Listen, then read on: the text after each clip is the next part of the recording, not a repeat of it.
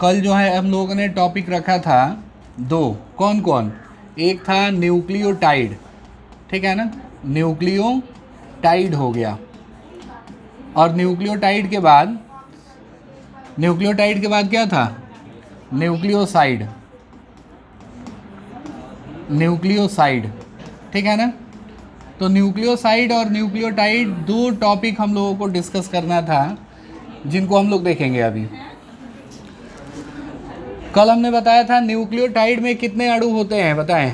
Nucleotide में कितने अणु होते हैं? 3 अणु होते हैं। न्यूक्लियोटाइड में कितने अणु होते हैं? 3 अणु होते हैं। और न्यूक्लियोसाइड में कितने अणु होते हैं?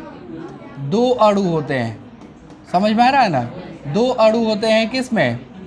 न्यूक्लियोसाइड में, ठीक है ना। न्यूक्लियोसाइड में 2 अणु होते हैं। और टाइड में कितने हो जाएंगे? 3। तो साइड में जो 3 होते हैं टाइड में, ये हम लोगों ने कौन कौन देखे थे, बताएं। न्यूक्लियोटाइड के जो 3 अणु थे कौन कौन थे? एक फॉस्फेट था, ठीक है ना। फॉस्फेट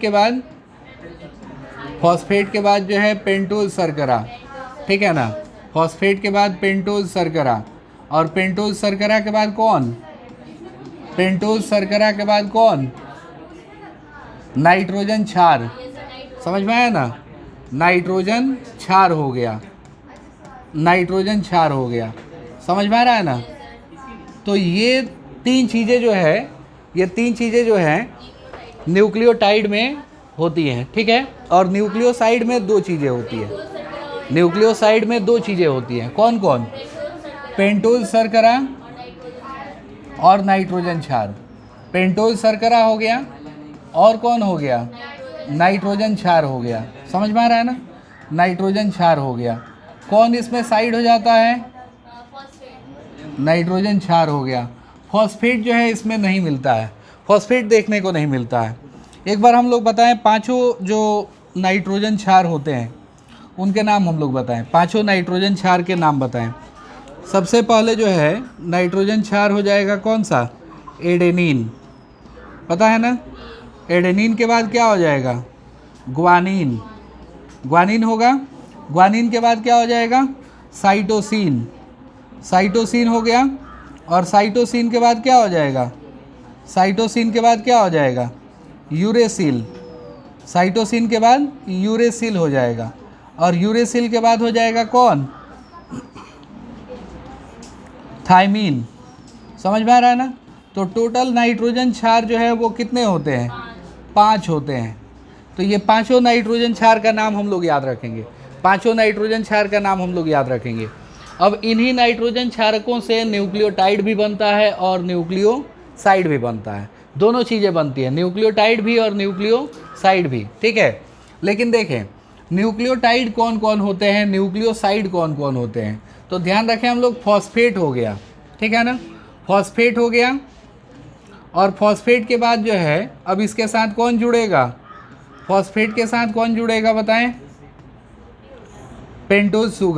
पेंटोज शर्करा जुड़ेगा, ठीक है ना। डीऑक्सीराइबोज शर्करा, पेंटोज शर्करा हो गया। और पेंटोज शर्करा के बाद अगर जुड़ता है इसमें ए फॉर क्या हो गया? एडेनिन हो गया। तो एडेनिन जुड़ेगा तो इससे बन जाएगा एडेनिलिक अम्ल। क्या बनेगा इससे? एडेनिलिक अम्ल बन जाएगा। समझ में आया ना? एडेनिलिक अम्ल बनेगा। फिर इसके बाद देखें हम लोग, अगर फॉस्फेट के साथ, ठीक है ना, फॉस्फेट हो गया, फॉस्फेट के साथ पेंटोज शर्करा हो, और पेंटोज शर्करा के साथ एक और जुड़ जाए, कौन बताएं? पेंटोज शर्करा के साथ जी जुड़ गया। तो जी के जुड़ने से बनेगा ग्वानिलिक अम्ल। क्या बनेगा? ग्वानिलिक अम्ल। समझ में आ रहा है ना? ग्वानिलिक अम्ल बन जाएगा। अब इसके बाद बताएं, ये ए हो गया, जी हो गया, सी, यू और टी, ये सभी जुड़ेंगे, ठीक है ना। तो ये जो नाइट्रोजन क्षार हैं, नाइट्रोजन क्षारकों के बदलने से न्यूक्लियोटाइड का नाम जो है चेंज हो रहा है। और वो कैसे चेंज हो रहा है हम लोग देख पा रहे हैं। ज़रा बताएं हम लोग कि यूरिडिलिक अम्ल कैसे बनेगा। यूरिडिलिक अम्ल कैसे बनेगा? यूरिडिलिक अम्ल में कौन कौन होगा? पेंटोज शर्करा, फॉस्फेट हो गया और यू हो जाएगा, यूरेसिल हो जाएगा। ठीक है, एक और बताएं, साइटिडिलिक अम्ल। साइटिडिलिक अम्ल में जो है, साइटिडिलिक अम्ल, इसमें कौन जुड़ेगा? साइटिडिलिक अम्ल में कौन जुड़ेगा? फॉस्फेट हो गया, पेंटोज शर्करा हो गया और साइटोसिन हो गया। एक और बताएं हम लोग, थाइमिडिलिक एसिड, थाइमिडिलिक अम्ल, थाइमिडिलिक अम्ल हो गया। बताएं थाइमिडिलिक अम्ल में कौन जुड़ेगा? फॉस्फेट हो गया, पेंटोज शर्करा हो गया और थाइमीन हो गया। तो देख रहे हैं ना, इसका हम लोग इस तीनों का बना लेंगे ना। कैसे बनाएंगे? इस तरीके से इक्वेशन हम लोग बना लेंगे, इस तरीके से, जैसे दो इक्वेशन हमने यहाँ बनाया है। किन से नहीं बन पाएगा हैंड्स अप? जिनसे नहीं बन पाएगा, बन जाएगा ना ये पांचों। ठीक है ना। तो इसके बाद देखें हम लोग, अब इधर जो है चलते हैं न्यूक्लियोसाइड में। किसको? कौन सा? फॉस्फेट हो गया, पेंटोज शर्करा हो गया, एडेनिन हो गया। ठीक है, तो इससे एडेनिलिक अम्ल बनेगा। फॉस्फेट हो गया, पेंटोज शर्करा हो गया, ग्वानिन हो गया, ग्वानिलिक अम्ल बनेगा। फिर उसी तरह यूरिडिलिक अम्ल है, तो फॉस्फेट, पेंटोज शर्करा और यू, जी के बदले कौन आएगा? यू आएगा। ठीक है, फिर इसके बाद साइटिडिलिक अम्ल हो गया, फॉस्फेट, पेंटोज शर्करा और फिर सी हो जाएगा। जी के बदले जो है यहाँ क्या हो गया? सी हो गया, तो साइटिडिलिक अम्ल। थाइमिडिलिक अम्ल कैसे बनेगा? तो फॉस्फेट, पेंटोज शर्करा और टी बन गया क्या चीज़? थाइमिडिलिक अम्ल। तो ये सभी न्यूक्लियोटाइड्स हैं। ये सब क्या हैं? न्यूक्लियोटाइड कहा जाएगा। न्यूक्लियोटाइड के एग्जाम्पल बताइए। तो हम लोग बताएंगे थाइमिडिलिक अम्ल, साइटिडिलिक अम्ल, यूरिडिलिक अम्ल और क्या चीज़? ग्वानिलिक अम्ल और एडेनिलिक अम्ल हो जाएगा। समझ में आ रहा है ना? इस तरीके से हम लोग अलग अलग जो है न्यूक्लियोटाइड्स का एग्जाम्पल बता दिए। अब इसके बाद देखेंगे हम लोग ज़रा न्यूक्लियोसाइड में हम लोग चलते हैं। तो न्यूक्लियोसाइड में जो है कौन कौन चीज़ें होती हैं बताएं? पेंटोज शर्करा और कौन? नाइट्रोजन क्षार। तो पेंटोज शर्करा के रूप में हम लोग पेंटोज शर्करा ही लेते हैं। ठीक है, और नाइट्रोजन क्षार की जगह पे हम लोग ले लेते हैं ए। ठीक है ना, एडेनिन लेते हैं, क्योंकि नाइट्रोजन क्षार कितने होते हैं? 5 होते हैं। अब इन पांचों से जो है हम लोगों को एक एक करके बनाना है क्या चीज़? पांचों से एक एक करके न्यूक्लियोसाइड बनाना है। तो इसका नाम क्या होगा? इसका नाम हो जाएगा एडिनोसिन। क्या नाम होगा? एडिनोसिन। ठीक है ना, हम लोग पढ़े हो ना, ATP हम लोग पढ़े होंगे, याद होगा। ATP पढ़े हैं ना हम लोग।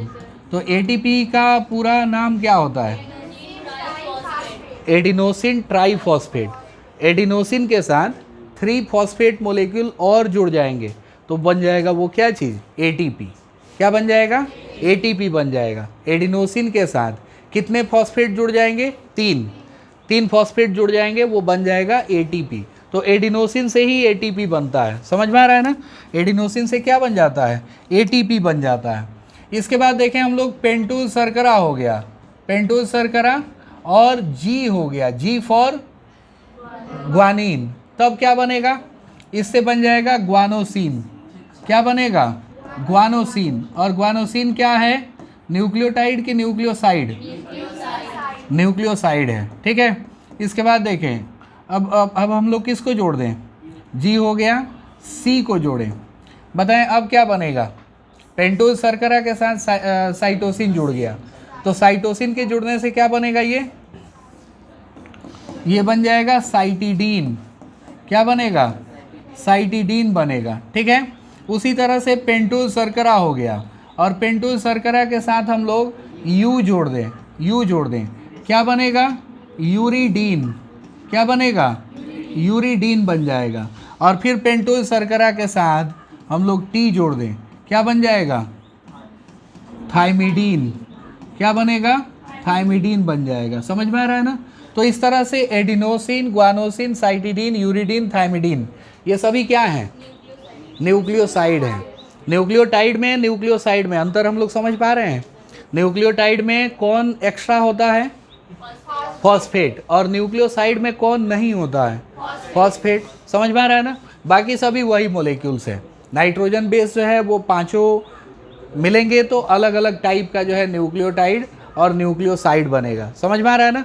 इस तरीके से न्यूक्लियोटाइड और न्यूक्लियोसाइड बनते हैं। ठीक है, इसके बाद चले देखें हम लोग, कल डीएनए के बारे में हम लोग पढ़ रहे थे।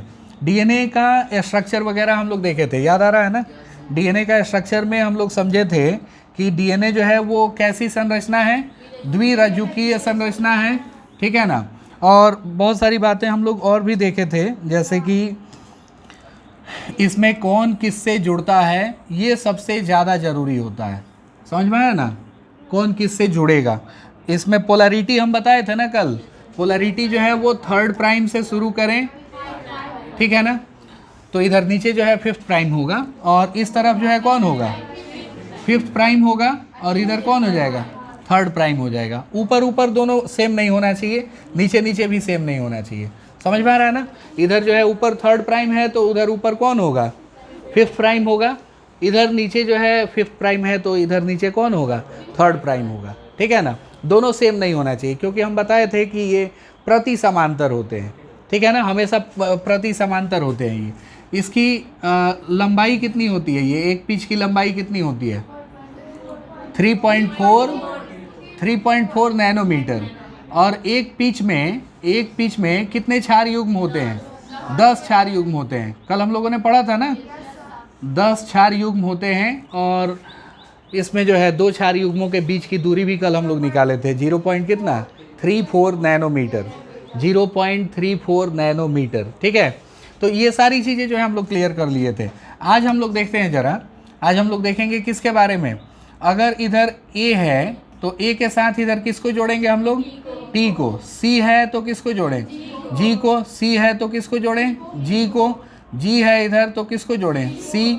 ठीक है ना? इधर A हो गया तो फिर T को, T हो गया तो किसको, A को। मतलब ऐसे बेस पेयर जुड़ते हैं। ये बेस पेयर किसके साथ कौन जुड़ेगा वो हमें याद रखना है। डीएनए अगर है तो डीएनए में यू का नामो निशान नहीं होगा।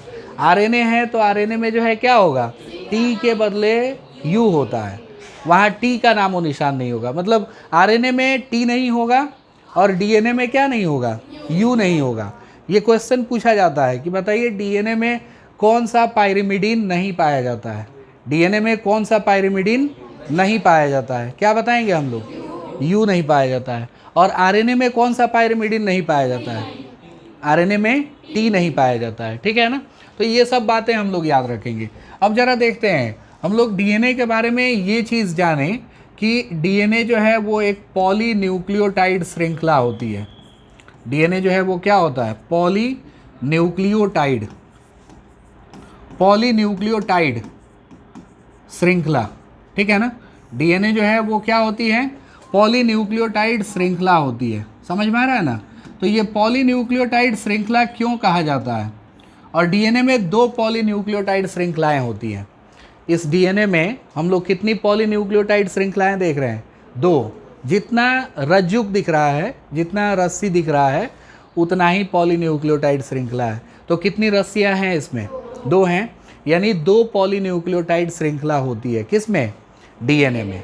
ठीक है? तो ये पॉलीन्यूक्लियोटाइड श्रृंखला कैसे बनती है और कौन कौन से बंधन होते हैं, ये सब चीज़ें अब हम लोग देखेंगे इसमें। ठीक है? तो ज़रा स्टार्ट करते हैं हम लोग। सबसे पहले तो यहाँ देखें कौन सा प्राइम पोजीशन है, 3rd प्राइम पोजीशन है। तो हमेशा याद रखें हम लोग 3rd प्राइम पोजीशन जो होता है ना, ये शुगर से स्टार्ट होता है। किससे स्टार्ट होता है, शुगर से, पेंटोज शुगर से। ये कौन सा चीज़ बनाए हैं हम लोग, ये बनाए हैं पेंटोज शुगर। क्या बनाए हैं ये, पेंटोज शुगर बना लिए हैं। ठीक है? ये 3rd प्राइम पोजीशन हो गया। तो 3rd प्राइम पोजीशन की पहचान होती है पेंटोज शुगर से। समझ में आया ना? अब पेंटोज शुगर से जुड़ जाएगा कौन, फॉस्फेट। पेंटोज शुगर से कौन जुड़ेगा, फॉस्फेट जुड़ेगा। और फिर फॉस्फेट से जुड़ता है कौन, पेंटोज शुगर। फॉस्फेट से कौन जुड़ेगा, पेंटोज शुगर जुड़ेगा। फिर पेंटोज शुगर से फॉस्फेट, और फॉस्फेट से कौन, पेंटोज शुगर। समझ में आया ना, पेंटोज शुगर। और फिर उसके बाद जो है पेंटोज शुगर से फॉस्फेट जुड़ गया, और फॉस्फेट से कौन जुड़ गया बताएं, पेंटोज शुगर जुड़ गया। ठीक है ना? तो ये जितना हम लोग बना लें उतना जो है कम ही है। हम लोग पढ़े हैं कि मनुष्यों के द्विगुणित कोशिका में इनकी संख्या जो होती है 6.6, इंटू 10⁻, कितना होती है 9 होती है। तो उतना हम लोग बना नहीं पाएंगे, समझ में आ रहा है ना, इतना ही से हम लोग समझते हैं। तो ये ऊपर वाला चेन हो गया। इस डीएनए को अगर हम लोग सीधा करें, इस डीएनए को अगर हम लोग सीधा करें, समझ में आया ना, यहाँ दिखाते हैं हम, अगर सीधा सीधा कर लिया जाए तो इसके 2 रज्जुक है और दोनों रज्जुक हम लोग यहाँ देख रहे हैं। एक रज्जुक जो है वो तीसरे सिरे से किधर गया है 5वें सिरे तक, और एक रज्जुक जो है वो 5वें सिरे से किधर तीसरे सिरे तक, ठीक है। तो ये 2 रज्जुक हो गए। अब दोनों रज्जुकों के बीच क्षार युग्म होते हैं, क्षार युग्म पाए जाते हैं, समझ में आया ना। तो वो क्षार युग्म भी हम लोग लिख लेते हैं ज़रा, यहाँ पे जो क्षार युग्म पाए जाते हैं वो भी हम लोग लिख लेते हैं, ठीक है। तो यही वाला अनुक्रम लिखते हैं। ऊपर में कौन है बताएं, ए है, सी है, सी है, फिर कौन है जी है, जी के बाद ए है, टी है, थोड़ा और हम लोग अपने मन से बना लेते हैं, समझ में आ रहा है ना। तो नीचे जो है अनुक्रम क्या होगा वो हम लोग जानते हैं ना। नीचे अनुक्रम क्या होगा बताएं, टी होगा, जी होगा, जी होगा, सी होगा, टी हो जाएगा, ए होगा, जी हो गया, सी, टी। ऐसे हम लोग जोड़ पाएंगे, क्षार युग्मों को हम लोग ऐसे जोड़ पाएंगे। तो यही चीज़ हम यहाँ बनाने जा रहे हैं, यही चीज़ जो है यहाँ बनाने जा रहे हैं, ठीक है ना। सबसे पहले कौन सा नाइट्रोजन बेस था बताएं, एडेनिन। तो वो इस सिरे से जुड़ता है, एडेनिन, समझ में आया ना। उसके बाद कौन है साइटोसिन, तो इस सिरे से जुड़ जाएगा कौन साइटोसिन। इसके बाद कौन है, नहीं साइटोसिन है तो साइटोसिन जोड़ लेते हैं। और उसके बाद कौन है, ग्वानिन है, तो ग्वानिन हम लोग जोड़ लेते हैं। और सारा अभी हम लोग यहाँ नहीं बना पाए हैं, समझ में आया ना। और ये काफ़ी टफ संरचना होती है, इसको समझना बहुत ज़रूरी है, ठीक है ना। देखें, इसको शुरू किए हैं किससे हम, पेंटोज शुगर से, और ख़त्म किस पे किए हैं, ख़त्म किस पे किए, नहीं ये नीचे नहीं देखेंगे, नीचे नहीं देखेंगे, उस पे देखेंगे हम लोग, फॉस्फेट पे ख़त्म हुआ है। तो फॉस्फेट जो है ये पहचान है एक तरह से, किसकी पहचान है, 5th प्राइम की। फॉस्फेट एक तरह से पहचान होती है, किसकी पहचान होती है, 5वें सिरे की। कहा जाएगा डीएनए के 5वें सिरे पे कौन होता है, तो हम लोग क्या बताएंगे, डीएनए के 5वें सिरे पे फॉस्फेट होता है। डीएनए के 5वें सिरे पे कौन होगा, फॉस्फेट होगा। और तीसरे सिरे पे कौन होगा, पेंटोज शुगर होगा, पेंटोज शर्करा होता है, ठीक है ना। डीऑक्सीराइबोज शर्करा होगा, अगर डीएनए है तो, आरएनए है तो राइबोज शर्करा होगा, समझ में आ रहा है ना। तो एक तरह से पूछा जाता है, बताइए डीएनए का बैकबोन कौन बनाता है, डीएनए के रीढ़ की हड्डी कौन बनाता है। तो डीएनए का बैकबोन जो है वो 2 चीज़ें मिलकर बनाती हैं, एक पेंटोज शुगर और एक क्या चीज़, फॉस्फेट। नाइट्रोजन क्षार को हम लोग इसमें नहीं रखते हैं, नाइट्रोजन क्षार को जो है डीएनए के बैकबोन में नहीं रखा जाता है। डीएनए का बैकबोन यानी रीढ़ की हड्डी कौन बनाता है, फॉस्फेट और pentose sugar, phosphate pentose sugar, phosphate pentose sugar, ऐसे करके डीएनए का रीढ़ का हड्डी बनता है, बैकबोन बनता है, समझ में आ रहा है ना। और ये तिल्लियों की तरह जुड़े होते हैं, हाइड्रोजन बॉन्ड से जुड़े होते हैं, हाइड्रोजन बंधन से जुड़े होते हैं। एडेनिन बताएं किससे जुड़ेगा, एडेनिन किससे जुड़ेगा, थाइमिन से जुड़ेगा। और ये थाइमिन जो है फिर से जुड़ गया होगा, पता है किससे, पेंटोज शुगर से।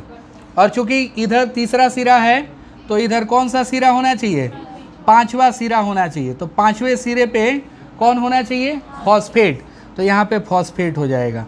ये रहा हमारा 5वां सिरा, देख रहे हैं ना, ये दूसरा रज्जुक बना रहे हैं हम, ये पहला रज्जुक हो गया और ये अब दूसरा रज्जुक हम लोग बना रहे हैं, ठीक है ना। यही संरचना है, इस संरचना को हमने ऐसे बनाया और फिर इसको डिटेल में देखा जाए तो इस तरह से बनेगा डीएनए, समझ में आ रहा है ना। ये बहुत ज़रूरी है समझना एक एक चीज़। अब देखें इसके बाद पेंटोज शुगर से कौन जुड़ जाता है बताएं ज़रा, फॉस्फेट जुड़ जाता है। और इधर साइटोसिन है, साइटोसिन के साथ कौन जुड़ेगा, साइटोसिन के साथ ग्वानिन, और ग्वानिन के बाद जो है फिर जुड़ेगा यहाँ पे क्या चीज़, पेंटोज शुगर हो जाएगा, समझ में आ रहा है ना। इधर जो है पेंटोज शुगर हो जाएगा, समझ में आया, पेंटोज शुगर हो गया।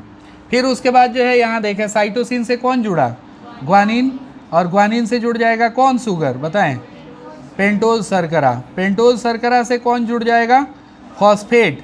पेंटोज शर्करा से कौन जुड़ेगा, फॉस्फेट जुड़ेगा, ठीक है। इस तरह से डीएनए की संरचना होती है, इस तरह से डीएनए की संरचना होती है। न्यूक्लियोटाइड में कितनी चीज़ें होती हैं बताएं, अभी हम लोग पिछले स्क्रीन पे पढ़े, न्यूक्लियोटाइड पे फॉस्फेट, पेंटोज शुगर, नाइट्रोजन क्षार। तो देखें फॉस्फेट, पेंटोज शुगर, नाइट्रोजन क्षार, ये तीनों मिलके क्या बना लेंगे? एक न्यूक्लियोटाइड बना लेंगे। क्या बना लेंगे? एक न्यूक्लियोटाइड। अच्छा देखें यहाँ पे भी फॉस्फेट हो गया, पेंटोज शुगर हो गया और नाइट्रोजन क्षार हो गया। क्या ये तीनों न्यूक्लियोटाइड हैं? बिल्कुल है। तो यहाँ हमने देखा एक न्यूक्लियोटाइड, फिर यहाँ हमने देखा दूसरा न्यूक्लियोटाइड, यहाँ हमने देखा तीसरा न्यूक्लियोटाइड, चौथा न्यूक्लियोटाइड। देख रहे हैं ना?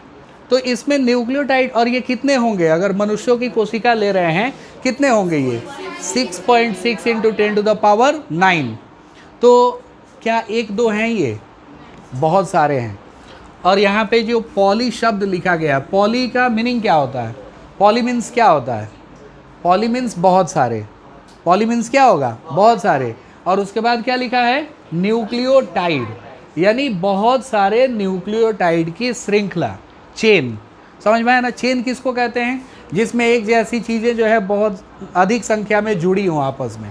तो यहाँ पे हम लोग देख रहे हैं न्यूक्लियोटाइड्स जो है ना वो जुड़े हैं, न्यूक्लियोटाइड्स जो है वो आपस में जुड़े हुए हैं। तो इसलिए डीएनए को हम लोग क्या कहते हैं? पॉलीन्यूक्लियोटाइड श्रृंखला कहते हैं। दो रज्जुक वाली पॉलीन्यूक्लियोटाइड श्रृंखला कहते हैं किसको? डीएनए को। ठीक है, इसके बाद वाला भी हम लोग बना लेते हैं। एक जी के साथ कौन जुड़ेगा बताएं जरा? सी जुड़ जाएगा। और सी के साथ हम लोग किसको जोड़ दें? सी के साथ हम लोग जोड़ दें किसको? पेंटोज शुगर को जोड़ दें। ठीक है, और पेंटोज शुगर के साथ कौन जुड़ा है? फॉस्फेट जुड़ा है। ठीक है, और ये चूंकि तीसरा सिरा है तो तीसरा सिरा किस पे समाप्त होता है? हमने बताया है तीसरा सिरा किस पे समाप्त होता है? तीसरा सिरा पेंटोज शर्करा पे समाप्त होता है। किस पे समाप्त होता है? पेंटोज शर्करा पे। तीसरे सिरे की पहचान ही यही है, वो ख़त्म होगा किस पे? पेंटोज शर्करा पे। और पांचवें सिरे की क्या पहचान है? वो ख़त्म होगा किस पे? फॉस्फेट पे। शुरू भी होगा फॉस्फेट से, शुरू भी होगा फॉस्फेट से। मतलब पांचवें सिरे पर फॉस्फेट मिलेगा और तीसरे सिरे पर क्या मिलेगा? पेंटोज शर्करा मिलेगा। अब जरा हम लोगों को देखना है यहाँ बंधन कौन से बन रहे हैं। तो सबसे पहले हम लोग याद रखें दो बंधन, ठीक है ना? ये दोनों नाइट्रोजन क्षारकों के बीच कौन सा बंधन बनता है? सबसे पहले नाइट्रोजन क्षारकों के बीच बनने वाला बंधन हम लोग देखेंगे। तो नाइट्रोजन क्षारकों के बीच कौन सा बंधन बनता है? हाइड्रोजन बंधन। कौन सा बंधन बनेगा? हाइड्रोजन बंधन बनेगा, हाइड्रोजन बॉन्ड बनेगा। अगर GC है तो कितना हाइड्रोजन बॉन्ड बनेगा? 3। और अगर AT है तो 2 हाइड्रोजन बॉन्ड बनेगा। पढ़े हैं ना हम लोग? A और T कितने हाइड्रोजन बॉन्ड से जुड़ते हैं? 2। और GC कितने हाइड्रोजन बॉन्ड से? 3। तो मतलब जो भी नाइट्रोजन क्षार हैं, नाइट्रोजन क्षारों को जोड़ने के लिए हाइड्रोजन बंधन बनता है। तो नाइट्रोजन क्षारकों को हाइड्रोजन बंधन द्वारा जोड़ा जाता है। ठीक है, सवाल है कि फॉस्फेट किससे जुड़ता है? फॉस्फेट और पेंटोज शुगर के बीच कौन सा बंधन बनता है? तो फॉस्फेट और पेंटोज शुगर के बीच बनने वाले बंधन का नाम क्या है बताएं? फॉस्फेट और, हाँ, सिंगल बॉन्ड ही बनता है बिल्कुल, लेकिन ये बंधन को हम लोग क्या कहेंगे? इस बंधन को हम लोग कहते हैं एस्टर बंधन। क्या कहते हैं? एस्टर बंधन कहते हैं। क्वेश्चन पूछा जाएगा कि पेंटोज शुगर के साथ फॉस्फेट जो जुड़ता है डीएनए में किस बंधन द्वारा जुड़ता है? एस्टर बंधन द्वारा जुड़ता है। किस बंधन द्वारा जुड़ेगा? एस्टर बंधन द्वारा जुड़ेगा। एक और बात याद रखें हम लोग, एक और बात याद रखें, एक फॉस्फेट जो है वो कितने पेंटोज शुगर से जुड़ा है? जरा बताएं। एक फॉस्फेट जो है वो कितने पेंटोज शुगर से जुड़ा है? 2। तो एक इधर एस्टर बंधन और एक इधर एस्टर बंधन, तो कितने एस्टर बंधन हो गए? 2 एस्टर बंधन हो गए। तो हम लोग यहाँ पे लिखते हैं ये बनता है phosphodiester, phosphodiester बंधन। क्या बनेगा? फॉस्फो डाई एस्टर बंधन। समझ में आ रहा है ना? फॉस्फो डाई एस्टर बंधन बनता है। फॉस्फो डाई एस्टर हम लोग समझ गए क्या है फॉस्फो डाई एस्टर? यहाँ पे हमने ये बताया कि पेंटोज शर्करा के साथ फॉस्फेट जुड़ने के लिए एस्टर बंधन बनाता है। लेकिन ये भी देखें कि एक फॉस्फेट जो है ना, एक फॉस्फेट कितने एस्टर बंधन बना रहा है? 2 एस्टर बंधन बना रहा है। एक फॉस्फेट कितने एस्टर बंधन बना रहा है? 2। तो इसलिए हम लोग कहते हैं इसको फॉस्फो डाई एस्टर बंधन। क्या कहते हैं इसको? फॉस्फो डाई एस्टर बंधन। तो तो फॉस्फोडाइएस्टर बंधन कहाँ बनता है? हाँ, 2 पेंटोज हो गए और एक फॉस्फेट हो गया। 2 पेंटोज शर्करा और एक फॉस्फेट, दोनों को जोड़ने के लिए क्या बनता है? फॉस्फोडाइएस्टर बंधन। ये बता रहा है हम लोगों को ऑलरेडी। फॉस्फो का मतलब क्या हो गया? फॉस्फोरस। डाई का मतलब क्या हो गया? 2। और एस्टर बंधन तो हम लोग अभी पढ़े ही, एस्टर बंधन से ही जुड़ते हैं। कौन कौन? पेंटोज शुगर और फॉस्फेट।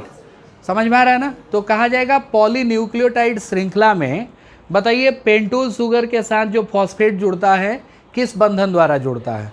तो एस्टर बंधन द्वारा जुड़ता है। लेकिन एक फॉस्फेट जो है वो कितने एस्टर बंधन बनाता है? तो हम लोग कहेंगे 2 एस्टर बंधन बनाता है। और इस तरह से एक फॉस्फेट जो है वो फॉस्फोडाइएस्टर बॉन्ड बना लेता है। समझ में आया ना? अब एक बच गया है कौन? पेंटोज शर्करा और नाइट्रोजन क्षार। पेंटोज शर्करा और नाइट्रोजन क्षार वो किस बंधन द्वारा जुड़ते हैं? पेंटोज शर्करा और नाइट्रोजन क्षार। तो इनको हम लोग समझ लेते हैं, इनको भी यहाँ देख लेते हैं हम लोग। ये पेंटोज शर्करा है ना, ये पेंटोज शर्करा हो गया। और नीचे हम लोग देख रहे हैं जी क्या है? नाइट्रोजन क्षार है। तो पेंटोज शर्करा और नाइट्रोजन क्षार, इन दोनों के बीच बनने वाला ये जो बंधन है, इस बंधन को हम लोग कहते हैं एन ग्लाइकोसिडिक बंधन। इसको क्या कहा जाएगा? एन ग्लाइकोसिडिक क्या चीज़? बंधन। एन ग्लाइकोसिडिक बंधन या लिंकेज, ठीक है ना? एन ग्लाइकोसिडिक बंधन या फिर क्या कहेंगे? लिंकेज कहेंगे। समझ में आ रहा है ना? एन ग्लाइकोसिडिक बंधन या लिंकेज। ग्लाइकोसिडिक बंधन बनता है शुगर्स को जोड़ने के लिए, और ये एन जो है रिप्रेजेंट कर रहा है नाइट्रोजन बेसेस को, नाइट्रोजन क्षारकों को सूचित कर रहा है। कौन? एन। समझ में आ रहा है ना? तो ग्वानिन के बीच, चाहे वो ग्वानिन हो, साइटोसिन हो, एडेनिन हो, या फिर जो है क्या हो, थाइमिन हो, कोई भी हो, उसका पेंटोज शर्करा के साथ कौन सा बंधन बनेगा? एन ग्लाइकोसिडिक बंधन बनेगा। कौन सा बंधन बनेगा? एन ग्लाइकोसिडिक बंधन बनेगा। समझ में आ रहा है ना? एन ग्लाइकोसिडिक बंधन किसको जोड़ने के लिए बनता है? पेंटोज शर्करा और नाइट्रोजन क्षारकों को। पेंटोज शर्करा, नाइट्रोजन क्षारक, दोनों को जोड़ने के लिए कौन सा बंधन? एन ग्लाइकोसिडिक बंधन या एन ग्लाइकोसिडिक लिंकेज बोल सकते हैं। एक फॉस्फेट जो है वो क्या बनाता है?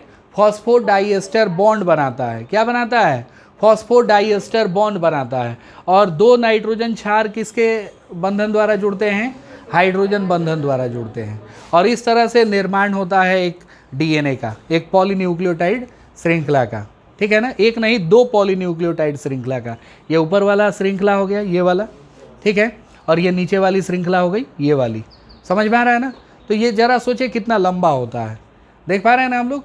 और न्यूक्लियोटाइड किसको कहेंगे हम लोग? अभी हमने बताया कि न्यूक्लियोटाइड में 3 चीज़ें आती हैं। ये, इनको हम लोग क्या कहेंगे? जो घेर दिए बॉक्स में, इनको क्या कहेंगे हम लोग बताएं? न्यूक्लियोटाइड कहेंगे। क्या कहेंगे? न्यूक्लियोटाइड कहेंगे। समझ में आ रहा है ना? न्यूक्लियोटाइड कहेंगे। तो एक ये न्यूक्लियोटाइड हो गया, एक और हम लोग देख रहे हैं यहाँ पे न्यूक्लियोटाइड हो गया कि नहीं? ये न्यूक्लियोटाइड हो गया। तो न्यूक्लियोटाइड 1 हो गया, 2 हो गया, फिर तीसरा न्यूक्लियोटाइड यहाँ पे हो गया। देख रहे हैं ना कितने सारे न्यूक्लियोटाइड? बहुत सारे न्यूक्लियोटाइड मिल रहे हैं। तो बहुत सारे न्यूक्लियोटाइड मिल के और तब जो है एक डीएनए की रचना करते हैं। इसलिए हम लोग डीएनए को पॉलीन्यूक्लियोटाइड श्रृंखला कहते हैं। डीएनए को हम लोग पॉलीन्यूक्लियोटाइड श्रृंखला क्यों कहते हैं, ये क्वेश्चन पूछा जाएगा। डीएनए को पॉलीन्यूक्लियोटाइड श्रृंखला क्यों कहते हैं, ये सवाल पूछा जाएगा। तो हम लोग क्या बताएंगे? डीएनए के रज्जु के निर्माण में बहुत सारे न्यूक्लियोटाइड आपस में जुड़कर जो है एक श्रृंखला बनाते हैं, ठीक है ना, जिसे हम लोग क्या कहते हैं? पॉलीन्यूक्लियोटाइड श्रृंखला कहते हैं, ठीक है ना। एक न्यूक्लियोटाइड से डीएनए बनेगा क्या? संभव ही नहीं है। एक न्यूक्लियोटाइड से डीएनए नहीं बनेगा। हम लोग जान रहे हैं कि उतना छोटा छोटा वायरस जो देखे हैं हम लोग, जैसे 5174 हो गया, 5174, कौन बताएंगे कितना बेस पेयर होता है उनमें?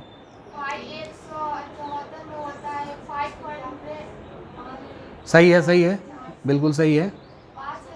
हाँ 5000, एकदम बढ़िया। नहीं 400 नहीं, 800 भी नहीं होता है। और बताएं।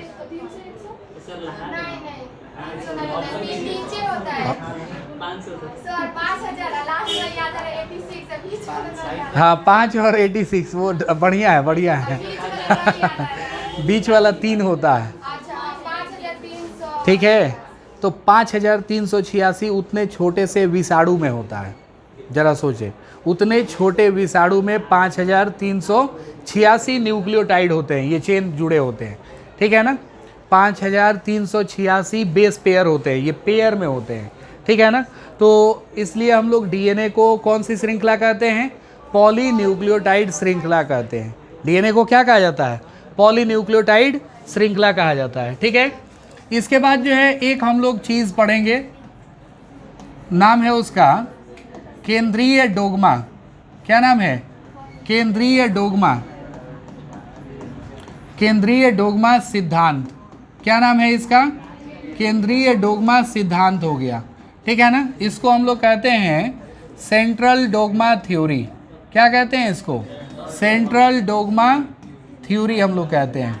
तो सेंट्रल डोग्मा थ्योरी जो है ये हम लोगों को क्या क्या बताता है, ठीक है ना। सेंट्रल डोग्मा थ्योरी क्या क्या बताता है उसको देखना है। ये बहुत ही आसान प्रक्रिया है, लेकिन इसको समझ गए तब, और यहाँ से भी क्वेश्चन आता है, ठीक है। सबसे पहले तो हम लोग उस साइंटिस्ट का नाम जानेंगे जिसने ये भला काम किया। समझ में आ रहा है ना। तो नाम था उनका, क्या चीज़ बताएं? फ्रांसिस क्रिक।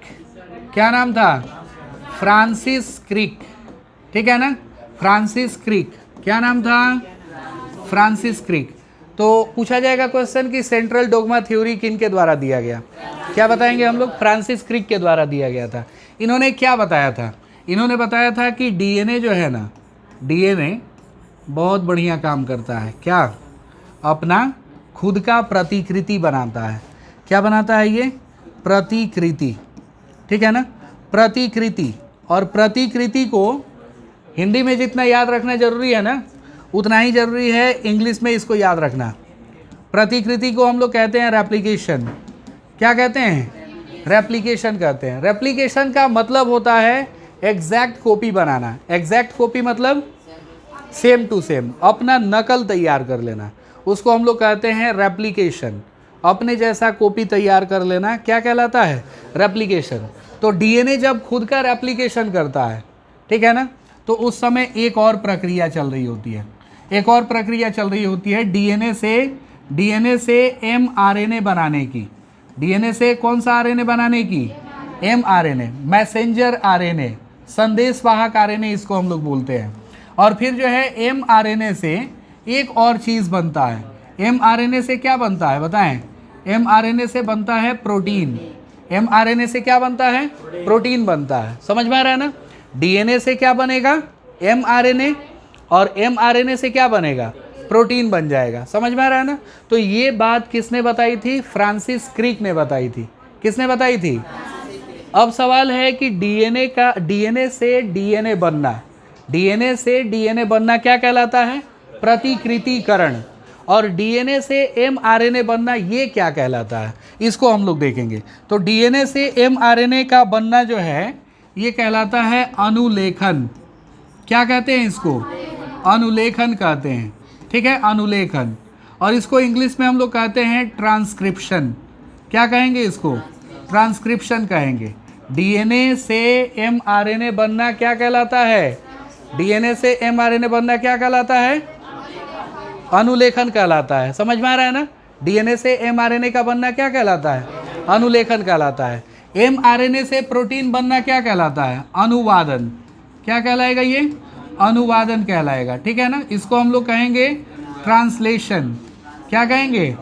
ट्रांसलेशन। तो ये बायोलॉजी का ट्रांसलेशन बहुत खतरनाक होता है। समझ में आ रहा है ना। इसका डिक्शनरी काफ़ी लंबा चौड़ा है।